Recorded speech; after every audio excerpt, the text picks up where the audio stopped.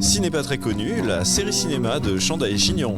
Ciné pas très connu. C'est quoi le jeu de mots? C'est pourquoi ciné pas très connu? C'est une série sur le cinéma pas connu. Cinéma, Chanda et Chignon.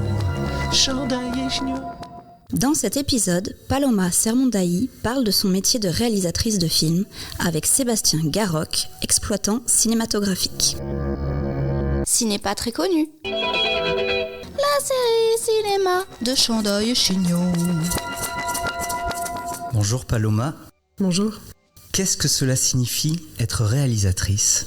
C'est beaucoup de choses, c'est être multifonction, multitâche, c'est d'année en année découvrir d'autres choses parce que on commence par faire une école. Moi j'ai pas fait d'école de réalisation, j'ai fait une école technique, donc la réalisation c'est venu de manière un peu autodidacte, j'ai appris en faisant en tout cas. Donc chaque année j'apprends d'autres choses, donc je pense que j'aurai une définition le jour de ma mort, quoi, quand j'aurai tout vu. Vous avez toujours voulu faire ça, ce métier ? Alors pas du tout, moi je voulais être vétérinaire quand j'étais petite parce que j'ai une grande passion pour les animaux. Puis j'ai voulu être infirmière parce que ma mère était auxiliaire de soins et que je passais beaucoup de temps au travail avec elle. Et puis à l'adolescence j'ai commencé à faire du théâtre. Pas forcément par passion, mais parce que j'étais un peu nulle à l'école et qu'il y avait une filière théâtre dans mon école, donc je me suis dit ça va être plus facile, on va aller se planquer là. Et en fait, ça m'a ouvert des portes à une autre culture parce que je venais d'un milieu assez populaire, de classe moyenne. Et en fait, ça m'a fait découvrir la littérature, ça m'a fait découvrir des films. Et donc, voilà, petit à petit, il y a cette idée du cinéma qui est rentrée. Mais j'avais pas énormément de confiance. Et donc, c'est comme ça que j'ai fini plutôt dans une école technique parce que je me disais que la réalisation, c'était pas pour moi, que j'avais pas assez de bagages, notamment culturels, et que j'allais pas réussir à passer les concours. C'est commun de rentrer justement dans une école technique en Belgique, parce que vous êtes belge, il y en a beaucoup, c'est facile d'accès. Il commence à y en avoir de plus en plus. Il y a des écoles techniques où il y a des concours aussi. Moi, comme j'avais un peu vraiment cette frayeur du concours, je suis passée par une école où il n'y avait pas de concours, qui était une école très orientée sur plein de choses. On faisait à la fois de la télé, du documentaire, de la fiction, des exercices de captation d'événements. Donc c'était vraiment très varié. Et puis surtout, la première année, c'était polyvalent. Donc j'ai vraiment touché un peu à tous les métiers du cinéma. Et ensuite, en deuxième, je me suis vraiment recentrée sur l'image. Donc tout ce qui est caméra, lumière. Et en fait, c'est devenu un outil. Moi, je regrette pas du tout d'avoir eu ce parcours-là parce que je fais mes films avec cet outil-là, en fait.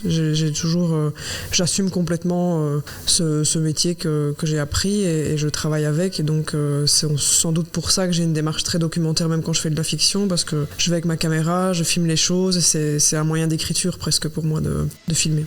Là, actuellement, vous êtes ici à Saint-Médard pour présenter votre premier long métrage de fiction. Au moment où on parle, vous avez déjà un long métrage en documentaire et un court métrage de fiction, c'est bien ça ? C'est un court métrage que j'ai fait à l'école qui était un film assez hybride, c'est plutôt du documentaire. Ok. À quel moment on passe du court métrage au long métrage ? Moi j'ai fait ce film à l'école parce que c'était pas une école de réalisation, mais il y avait des ateliers de cinéma dans lesquels on pouvait réaliser des films, donc j'ai fait ma première réalisation quand même dans cette école.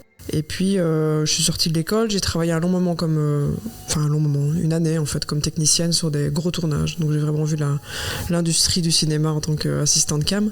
Et puis j'avais une nécessité d'écrire en fait, petit à petit ça me manquait, donc j'ai commencé à écrire parce qu'il y avait un besoin. Et je pense que le documentaire ça vient souvent d'un besoin assez viscéral. Et en fait j'ai fait un film sur mon frère qui est toxicomane. C'est un film de duo aussi, comme mon film de fiction, sur le début de la thérapie de mon frère et son introspection face à sa toxicomanie. Et c'est vraiment un film qui est une longue conversation avec notre maman. En fait, c'est vraiment à force de ramener des images qu'on s'est rendu compte que c'était en train de former un long métrage. Donc voilà, c'était plus... c'est le sujet en fait qui m'a poussé à faire du long métrage. Sinon, je serais restée sur du court. Le long métrage de fiction, c'est une autre démarche parce que là, il y avait en effet l'ambition d'arriver à faire un long métrage. C'est un peu une étape aussi dans une carrière, je pense, quand on a l'impression d'avoir envie de passer à l'étape suivante, quoi. Vous avez fait un film d'abord sur votre frère. Votre entourage vous inspire beaucoup ? Oui, en tout cas j'avais besoin de passer par là, j'avais besoin de travailler sur le terreau où j'ai grandi, je pense, que ce soit des souvenirs d'enfance, des souvenirs d'adolescence, les choses qui m'ont marqué, mes joies, mes tristesses aussi, et je pense que tout ça a nourri mes 3 premiers films, un peu comme un triptyque, et maintenant je sens dans ma carrière que je suis en train de passer à autre chose et que c'était bien que je passe par là, mais j'ai grandi dans un village où il se passait pas grand chose, donc on observait énormément. C'était un de nos grands jeux. Et puis parfois, je sais pas, je viens d'une époque où les enfants...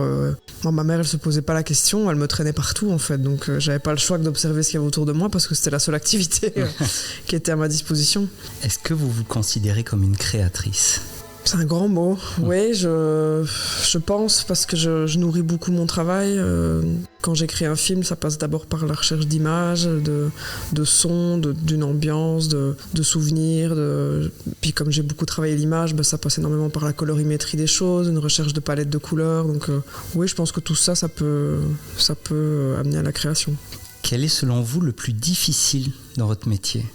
Probablement ce que je suis en train de vivre maintenant, d'aller montrer le film. Il y a plusieurs étapes qui sont difficiles. L'écriture est difficile parce que il y a une mise à nu, on est obligé de prendre beaucoup de retours. On n'est pas tout seul, c'est un métier qui est solitaire parce qu'on écrit, mais on est obligé d'envoyer le texte à pas mal de monde. En fait, il y a pas mal de monde qui te donne son avis sur ce que tu es en train de faire, et donc tu dois passer d'un truc très intime de l'écriture à le dévoiler. Moi, la période la plus agréable pour moi, c'est le tournage, parce que je m'y sens très à l'aise et qu'il y a un travail d'équipe et que c'est toujours un bon moment, et puis je me sens vachement maître de mes outils quand je suis en tournage. Après, quand le film sort, là, c'est quand même beaucoup de pression parce que je suis quelqu'un d'assez solitaire, et donc d'être sans cesse... il y a eu de la presse, il y a eu des rencontres avec du public, il y a eu plein de choses, et en fait, on est dans un discours permanent, on est obligé de réfléchir énormément sur son travail. Moi, je suis quelqu'un qui intellectualise pas énormément ce que je fais, donc c'est un exercice qui est parfois pas douloureux, mais qui est parfois un peu fatigant. Je m'excuse pour les questions suivantes alors. Vous avez déjà commencé un peu à répondre à la question suivante, mais je vais la reposer au cas où. Selon vous, c'est quoi le plus facile ou le plus beau dans votre métier ? Vraiment le tournage. Le tournage, pour moi, c'est ce qu'il y a de plus beau parce que j'ai l'impression d'avoir une maîtrise beaucoup plus forte des choses. Et après, j'organise assez bien mes tournages parce que je travaille avec pas beaucoup d'argent et donc j'ai beaucoup de liberté. J'essaie de voir ça comme une chance. Par exemple, sur le dernier film, c'est un film de fiction mais qui s'est fait avec très peu de moyens. On était une toute petite équipe, on était 7 sur le plateau. Donc en fait, si vraiment je me plante sur quelque chose, le fait qu'il n'y ait pas beaucoup d'implications financières et qu'on soit peu, me permet de recommencer. Donc je regarde la matière le soir et je recommence. Donc chaque journée est vraiment une espèce de défi, et je sais que si vraiment il y avait un drame, j'ai une deuxième chance. Et cette adrénaline de faire, de cet artisanat, de tous se réunir, de réunir toutes nos forces, d'essayer d'aligner le plus possible les étoiles pour provoquer les choses et pour obtenir un résultat direct dans l'instant, ça me plaît beaucoup. Vous êtes à la fois le présent et le futur du cinéma actuellement. Le monde du cinéma, d'après vous, c'est quoi son plus grand défi pour les années à venir ? Reséduire la jeunesse, probablement. Reconquérir le public, se réinventer. On l'a vu dans le cinéma, on reprend souvent les mêmes formules parce que c'est rassurant. C'est un produit marketing, un film. Donc il y a pas mal... par exemple, tout le cinéma américain, par exemple, ils ressortent sans cesse les mêmes franchises, les mêmes thèmes, les mêmes choses parce que ça les rassure et ils savent qu'ils ont un public pour ça. Et il ne faut pas que nous, Européens, on tombe là-dedans. Et en même temps, il faut quand même qu'on arrive à séduire un public. Donc il y a plein d'enjeux. Moi, c'est difficile parce que c'est un peu triste d'être en écriture d'un film et de se dire est-ce que ça va plaire au public ? Est-ce qu'on va arriver à rencontrer un public ? Est-ce que ça va se vendre en fait. Et en même temps, sur mon film Il pleut dans la maison, on l'a fait sans argent, il n'y avait aucune ambition de sortir le film en salle, en Belgique oui, mais pas en France par exemple, donc j'ai pas du tout pensé à ça, mais je vois à quel point c'est quand même dans un coin de notre tête en tant que créateur de se dire on fait pas des films pour soi, on a envie qu'ils rencontrent un public, donc oui, je pense que le grand défi c'est ça. Votre premier souvenir de cinéma ? Alors moi, j'ai longtemps, j'allais pas énormément au cinéma. Mon père était dans la marine marchande et donc il partait 6 mois en mer et il revenait. Et c'est un petit peu quelque chose qu'on avait en commun, ce plaisir d'aller en salle. Et donc il m'emmenait au cinéma quand il revenait de mer. Donc c'était vraiment, je crois que j'ai vraiment ce souvenir de dès que mon père rentrait le premier week-end, on allait au cinéma. Et puis sinon, moi je regardais pas mal la télé en fait. Je regardais pas mal de films que mes frères enregistraient sur des VHS. Donc il y avait toujours un peu de pub avant et puis il y avait les films.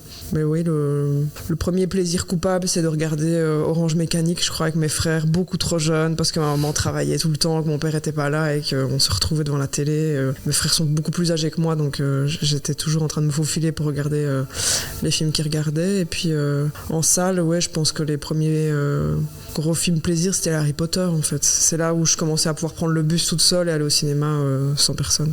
3 choses que vous n'aimez absolument pas. Dans la vie ? Dans la vie. En général. 3 choses que vous n'aimez pas. j'ai l'impression d'être Miss Monde, mais je vais quand même dire l'intolérance en premier. J'ai l'impression qu'on se dit que ça va mieux et en fait j'ai sans cesse l'impression que ça va pas tellement mieux sur plein de points. Donc l'intolérance et la fermeture d'esprit. Qu'est-ce que j'aime vraiment pas ? La maltraitance des animaux, ça je dois dire aussi. Je suis assez acharnée, je suis assez impliquée dans tout ça. Et puis la coriandre. Ouais, je déteste vraiment la coriandre. Donc pourtant que je le cite, je comprends pas comment on peut aimer ça. Voilà. Vous vous doutez de la question suivante, 3 choses que vous aimez beaucoup. Moi je suis quelqu'un de simple, j'aime vraiment les plaisirs simples. Un bon repas, me promener avec mes chiens en forêt. Étrangement je vais pas dire le cinéma mais la musique. Je crois que la musique ça m'a sauvé la vie plus d'une fois. Ça régule mon humeur, ça m'a sauvé de vilains moments, donc je crois que je dirais la musique. Et enfin la question bonus, qu'est-ce que vous aimeriez qu'on vous pose comme question et qu'on n'a malheureusement pas fait ? Oula, oh non, je vais pas vous mettre ça sur les épaules, c'est très bien ce que vous m'avez posé comme question. Non, aujourd'hui, il n'y a pas de question que j'aurais voulu qu'on me pose, je crois. Je crois que j'aimerais parfois qu'on me demande comment je vais. Je crois qu'il y a parfois des gens qui oublient de me demander comment je vais. Voilà. J'ai oublié. Comment allez-vous ? Mais ça va bien. Merci. Ça va. Merci à vous. Semez vos envies et cultivez votre curiosité en attendant le prochain podcast des médiathèques de Saint-Médard-en-Jalles. Abonne-toi. Ciné pas très connu. La série cinéma de Chandaille et Chignon. Le podcast des médiathèques de Saint-Médard-en-Jalles.